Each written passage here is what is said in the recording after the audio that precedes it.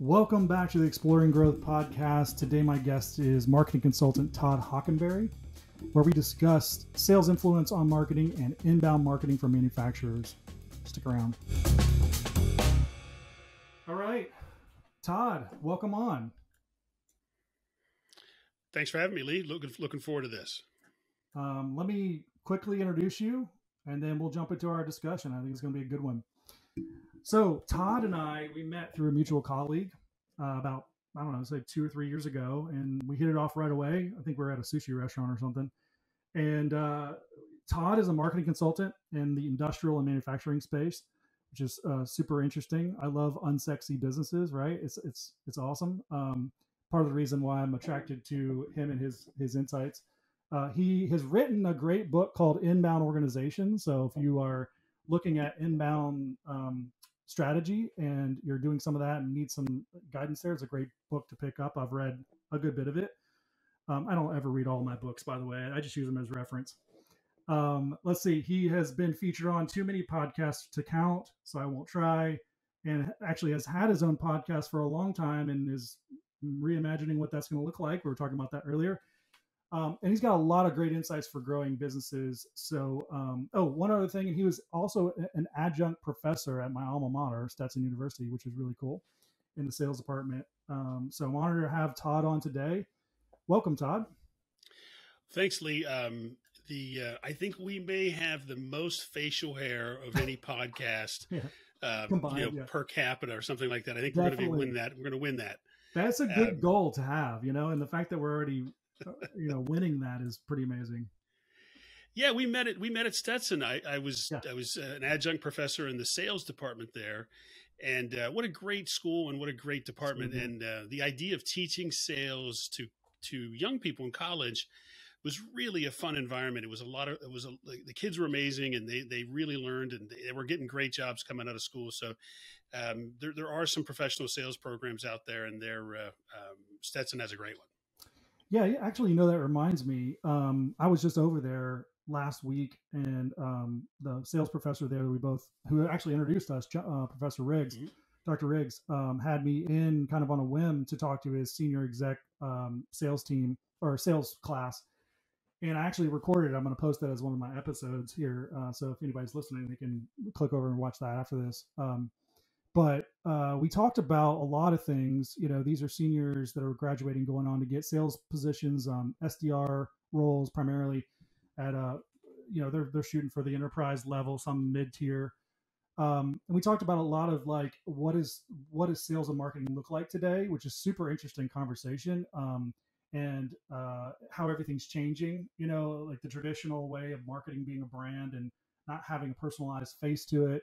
Whereas today you have a lot of like brand ambassadors, if you want to call them that, or, companies that are, putting the personal brands out there, but they work for companies. So there's a face now to marketing past the logo, and it's embedded in all the content. And then sales really is starting to become part of the marketing team.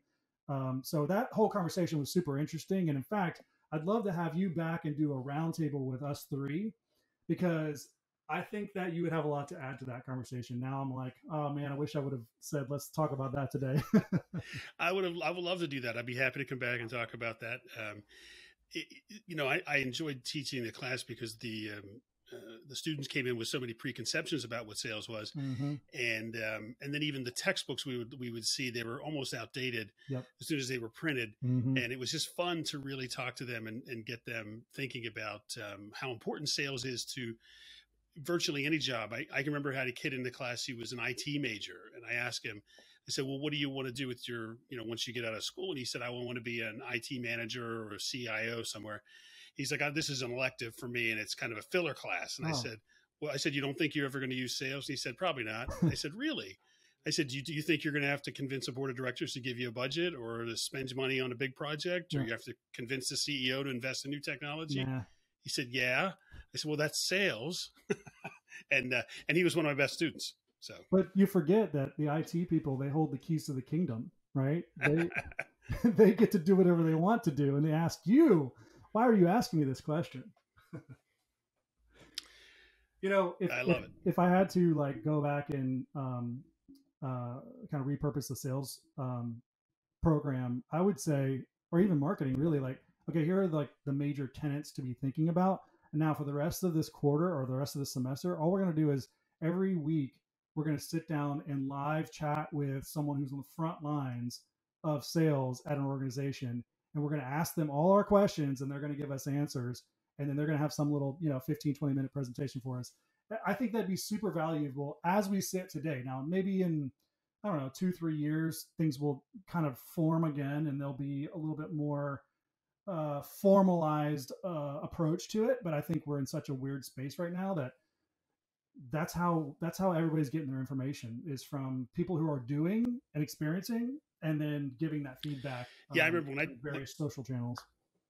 Yeah, when I did the class, I actually brought in salespeople that were friends of mine and had them do a class awesome. and just talk about their experience and what they did, and ask questions, because at the end of the day, I mean, sales there's some core things that won't ever change about sales, but that's again, right. It's so different than it was when I started. I mean, I started out driving around the Midwest automotive plants and knocking on doors and doing lunch and learns and bringing catalogs, and there was no internet, and they were happy to see me. They wanted me to show up, and because I was bringing the new information and I was telling them what was going on, and they that's not the way it is now. So, competition's so much greater today that your competition comes from every corner of the globe, and again, sales is just a different animal now. And but again, some things don't change. I've got a sign on my desk down in my office. It says "Selling is helping," and I never forget that. Right, that at the end of the day, regardless of all this other stuff, strip it all away.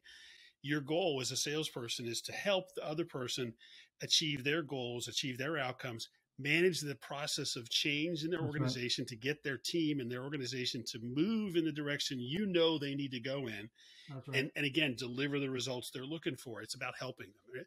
And it's not techniques or tricks or anything like that. And it's about really understanding business, being an interesting person, being well-read, being as good a business person as the leaders are, right? You have to understand their business like they understand it. So that's right. That's why I'll always love sales. Yeah, you're right about all of that. And I think the way that you do that is being able to synthesize all of that information so you can help. So thinking critically, right? Being able to piece two pieces of information together that actually can help someone. And I think that's a lot of what I don't see out there with salespeople, is that they think it's a one-to-one. Hey, okay, I'm going to help people. I have this blog article, send it to them, and somehow magically that's going to change their opinion on something or their approach. But it's like, no, how does this actually apply to their business, right? I mean, you got to think critically about how that actually plays out. So yeah, you're totally right about that. And I would say, we're kind of talking more sales than we are marketing, which is fine. It's all growth related. But I do want to talk about marketing with you, because that's what you do, right? Can you give the listeners just a brief background on how you got to helping manufacturing companies with marketing, just so they have context to the ideas that you're going to give us? Sure. My background is I started out in automotive industry. I came out of college. I have a chemistry degree of all things, and started working with an automotive supplier, and me within a couple of years got into the sales side. I just really liked the relationship piece of it, and so I've been in manufacturing and sales since the beginning of my career, too many years ago, but. So I've kind of grown up in that, and I've been involved with companies that have seen rapid growth. I've been involved with turnarounds. We took a company, first one I was ever a senior executive in and part owner of. We actually took one that was dead and buried. The bank was counting up the assets and going to break it up, and we turned it around and resurrected it. Wow. It's a very successful company today. So that's awesome. I was able to see that kind of on the ground level on how that works. And then I started working with some high-tech companies, was in the laser business for a while.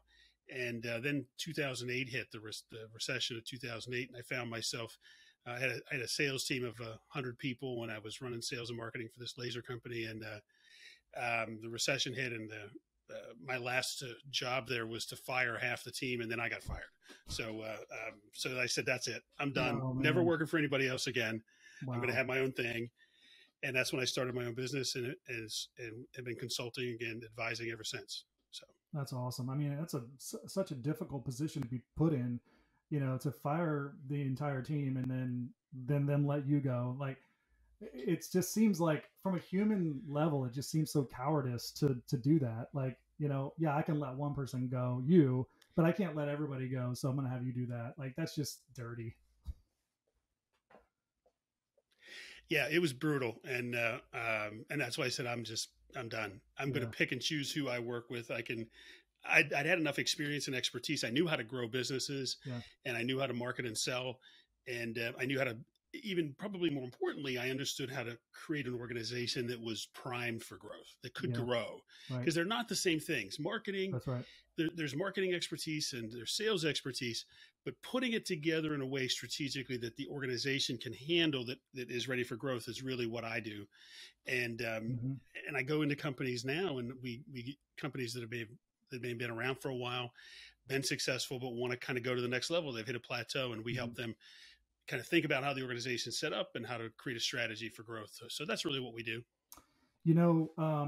I think that the most dangerous marketer today is one with a robust sales background, especially for the B2B side. If you know how to sell, and especially if you've had, I think the younger generations can do this too post-internet, but pre-internet, I'm old, I'm dating myself, but I'm proud to say that I did sell, pre-internet.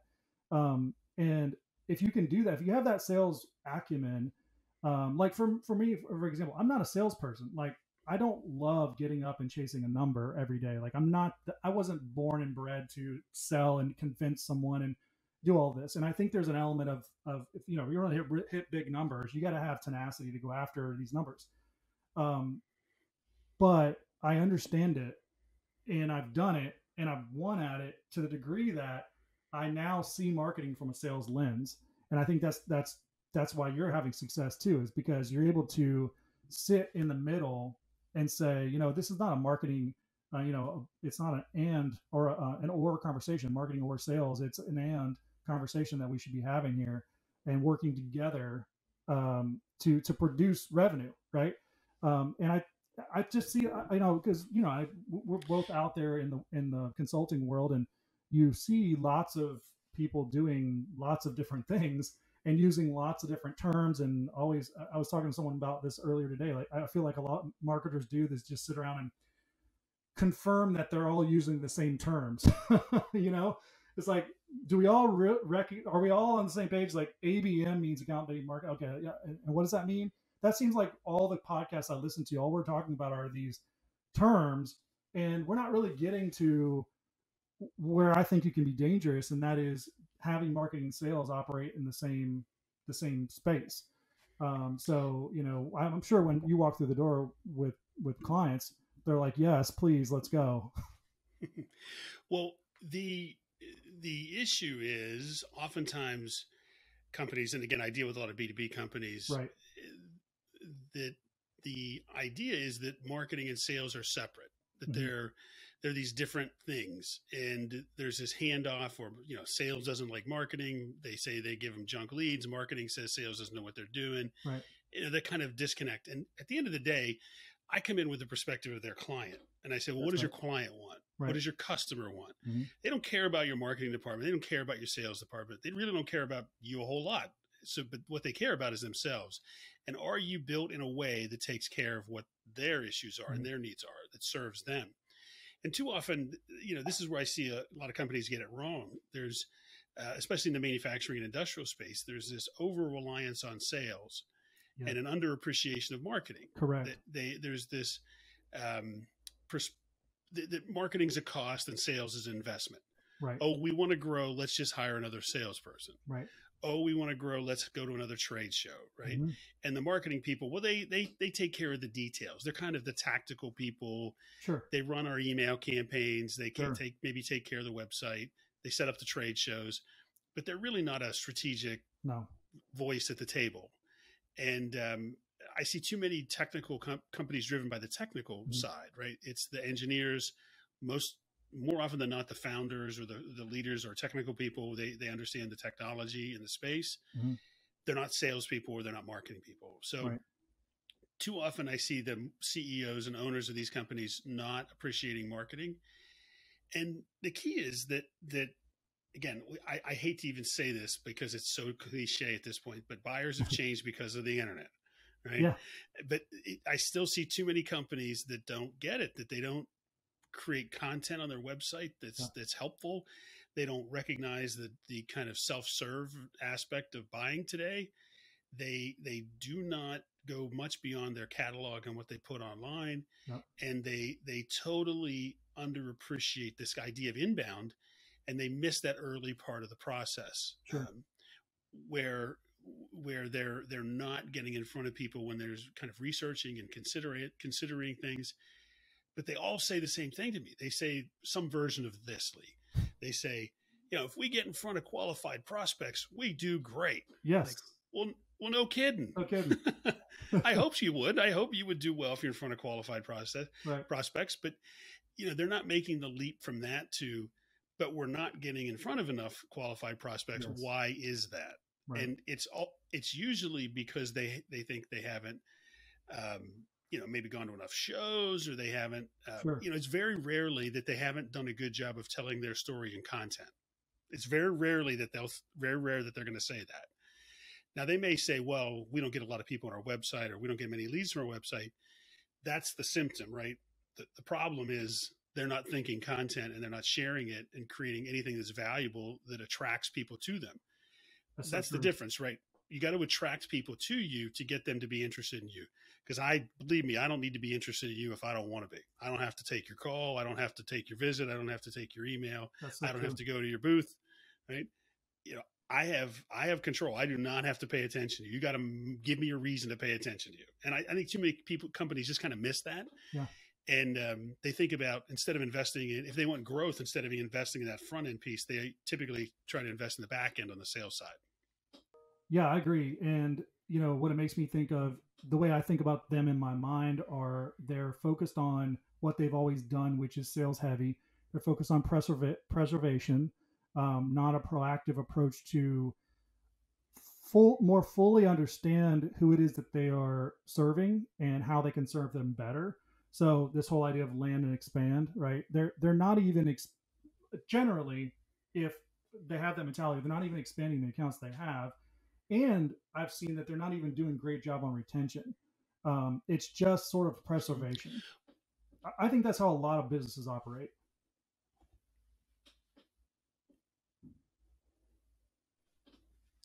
Well, you kind of cut out there at the end there, secondly. I think you were talking about retention.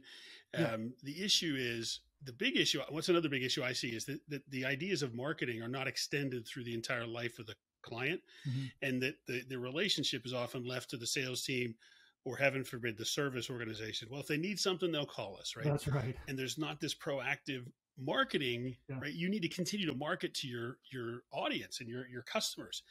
And I think there's a huge opportunity there to improve your communication with and build community around your customers. I agree. And, the way I look at it, I think it's a big opportunity, and one that too many companies miss.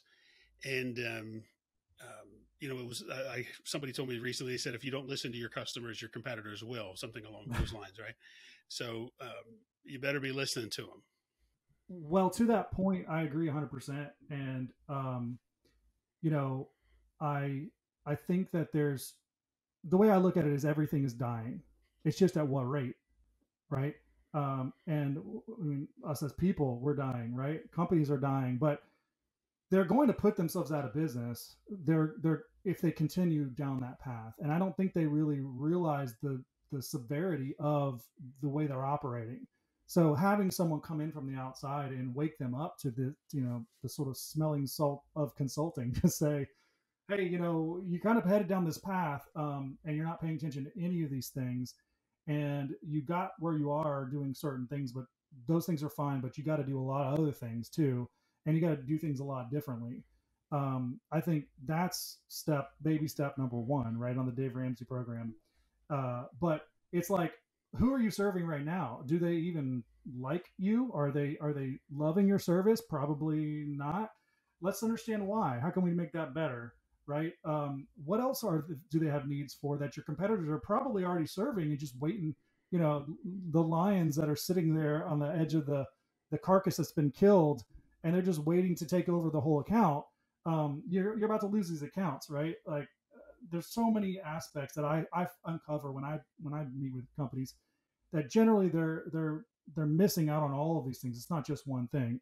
On the flip side, if I meet a company um, that gets it to a large degree, but they're trying, I would say in their terms, they're trying to optimize their growth. Generally, you're going to see that at some degree they have tried to focus in these areas of retention, expansion, and new growth. Maybe not even new market share, but new products to current customers and that kind of thing. And that's where I love meeting with those clients, because they're there, they're working, they're attentive. They have insights. It's just about, okay, well, I don't know, how do we go from here to there? And so with a few questions of pulling those insights out, it becomes clear to them, because they're already down that path that, oh, I see. Okay, well, this is how we can deploy those insights, right? This is how we take what we've learned from our current customers and what we're seeing in the market and deploy it. And then you start to walk towards that. Okay, well, yeah, we've been doing trade shows every year, and this is how we feel like it's going. But maybe we could do something more with what we're doing at the trade show to create content that can now be scaled on other platforms, or just from a social standpoint, or be utilized from an inbound standpoint. Again, proactively going out there and trying to capture more of the market that are looking for stuff. That's where it's like building the bridge for them to say, okay, here are all the aspects of how you grow. Where are you? Where's the gap? Let's try to fill these gaps. There's a kind of a culture of growth. I talk about it, and I talk about like operating system for growth, and the putting the customer at the center of that, and then taking those insights and acting on them across the organization. That is the reason marketing should be central to the strategy. They should be in the boardroom. They should be in those big meetings, right?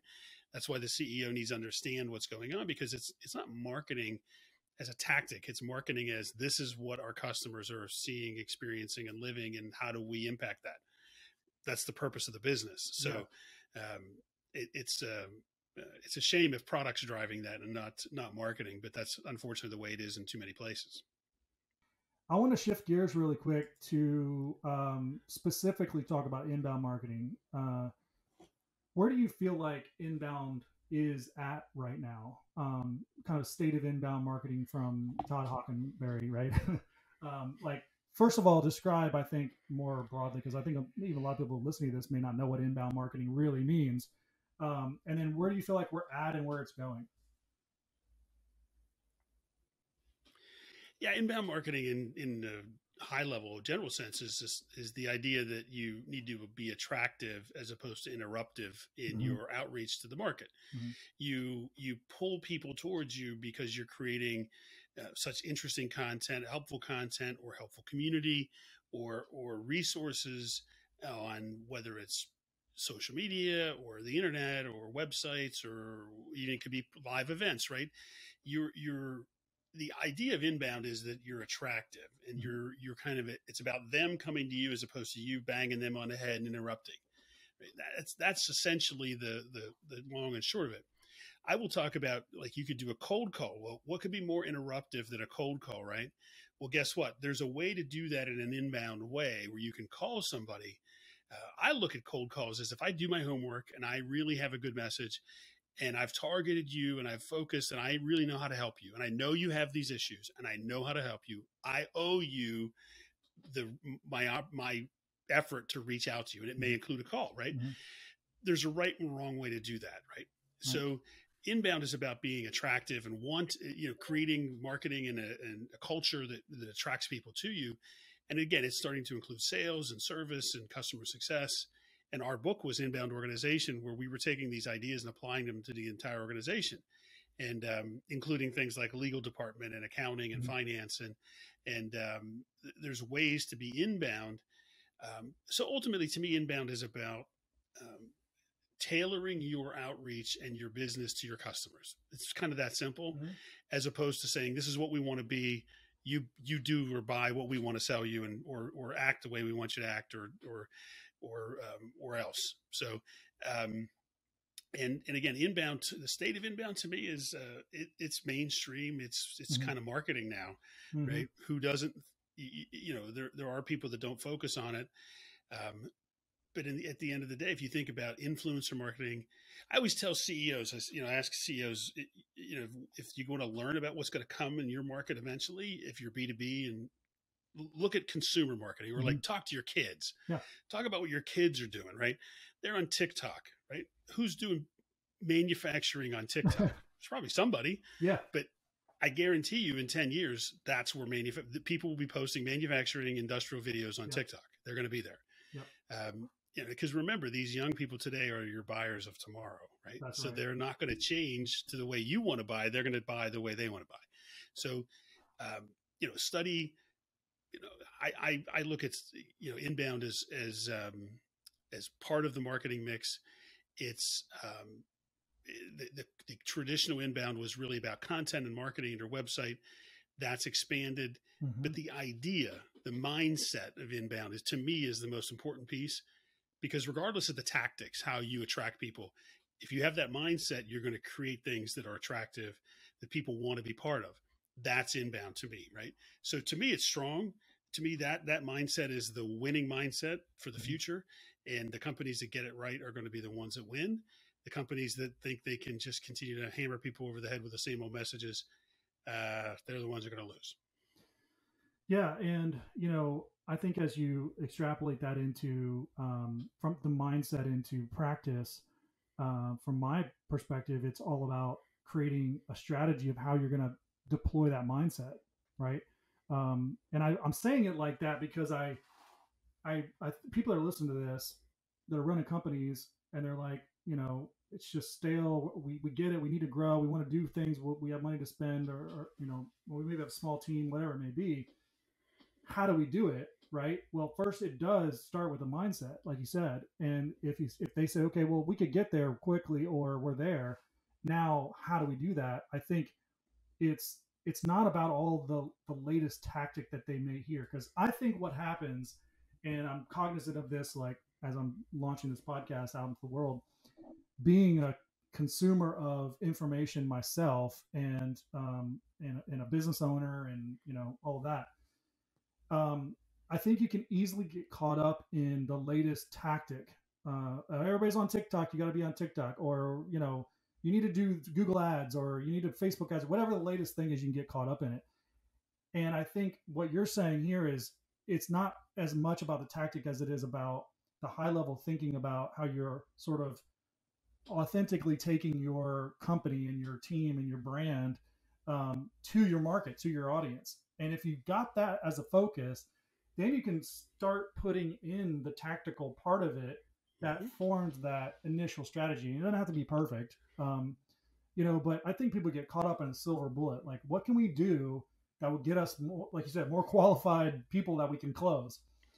Well, that's going to put you out of business eventually, or you're going to run yourself so ragged that it's not worth it for you. So I love that. I think the mindset is key. We call that chasing the shiny thing. Yeah, the latest. So we call that chasing the shiny thing. That's right. That's right. I see it all the time. So, I'm a victim of it as well. I mean, we've all done it to some degree in some form, but it's stepping back and being objective about where you're going and saying, what are we doing with our company, and how do we actually take the insights we have and do something with them. That's getting you down the road to more of an inbound method. And we're kind of getting close to the end here, so I want to wrap it up with some questions for you. But I definitely want to have you back, because I want to talk to you about a lot of things, actually. But I think our next thing needs to be us and John getting together in a round table and talking about sales and marketing, because he got the sales side. We've both kind of got a sales background. I think that'd be such an interesting conversation to have. But as we wrap up for this session, if you could change the mind of a small growing business's owner, CEO, marketing, VP marketing, about anything, it doesn't have to be marketing or sales, about growth, what would it be? I would say invest in the customer experience, right? The entire experience of working with you. Invest as much effort and intellectual rigor into that as you do into lean manufacturing or your business processes, or your financial system, or your product quality, or if you're in software, your DevOps and how you manage software development, right? Put as much thought into the experience of working with you as you possibly can. I can't tell you how many people I'm so tired of, like great companies, and I try to call a human being and I get stuck in the phone tree, press 1, do this. Oh my goodness. Do you realize I called you? I want to talk to a human being.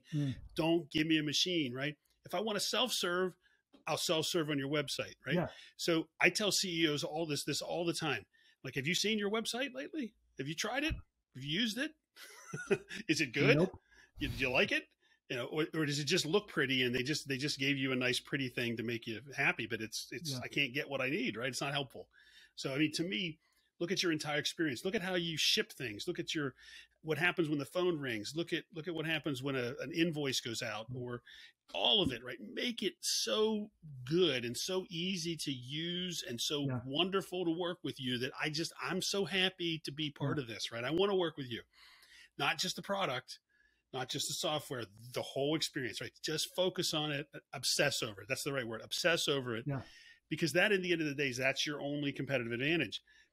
There are very few products out there that you can say on the product level, on the quality level, on the features level, I can't get pretty doggone close to what you have somewhere else, right? Yeah. It's very hard. You know, I think I agree 100%, like 1,000%. That is lacking for a lot of companies.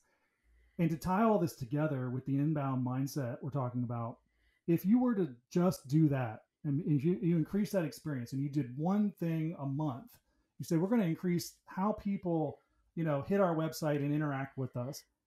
There's the marketing content.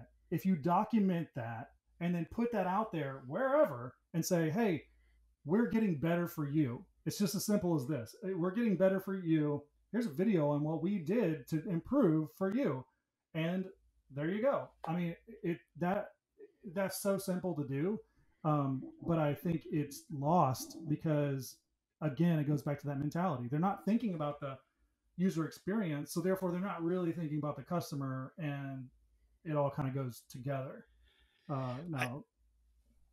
One of my favorite things is chat, right? Chat's pretty common on B2B site or B2C sites. But I have manufacturing clients and I beg them to use chat. And I've done this with so many clients, and every time they do it, they get so many leads. I had one client that was they were getting something like 50 contact us filled out a month. Oh gosh. And we turned on chat, and in the first month they got over 200 chats plus the same. It was like they got 5 times as many outreaches through their contact us page. I had another client actually sold a $20,000 piece of equipment over a chat. The first day they turned it on, the marketing department sold a $20,000 piece of equipment, and then they ended up turning chat off because the sales department was mad that the marketing people sold a machine. Oh gosh. That's the whole mindset. It's just that is mindset. If there ever was a story to explain mindset. Yeah. So there's, again, I like to think of the 1% improvement, right? Improve 1% every day or every week, and just keep stacking those improvements up and make that experience better than your competitors, and better than, because at the end of the day, you're not just competing with your actual competitors, you're competing with Amazon, right? Yes. I use Amazon every day. Yeah. I love it.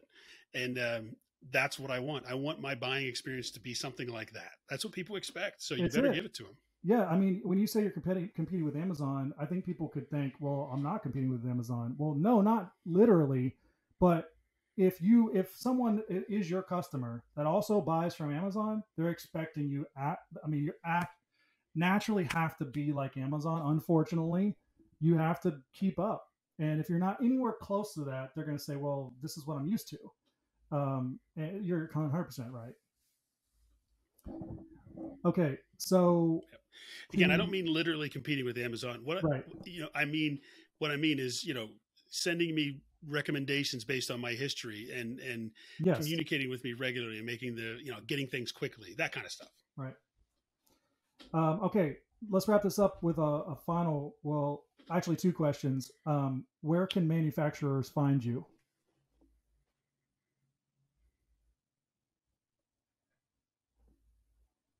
Are you there? You cut out. I didn't hear the question. I said, okay, am I back? Can you hear me now? You're back. Okay, cool. All right. So for those manufacturers that are listening to this and they want to find you, where can they find you? I'm not hard to find. My name, toddhockenberry.com, is my website. Check me out on LinkedIn. Just search Todd Hockenberry. You'll find me. And I've got a new newsletter we launched in Industrial Executive. Would love you to sign up there. We send it out every week. So it's just my name, toddhockenberry.com, and then LinkedIn, the same thing. Those are the 2 best ways to find me. Cool. And then lastly, resources. What resources do you go to, when you're trying to learn about growth? Podcasts, books, people, whatever. I try to get out of my comfort zone and try to think about and not just read sales and marketing things. I'm a big biography and history guy. I love to read real stories about real companies. And so I'm looking for books like that for people that have been successful, not only in business, but also in other fields. I love history, right? So like I'm looking for success and looking for people, the way people win in other places, not just in my lane, because kind of us marketing people can kind of get into a mindset where we're talking about the buzzwords and all those things. I want to kind of get out of my comfort zone.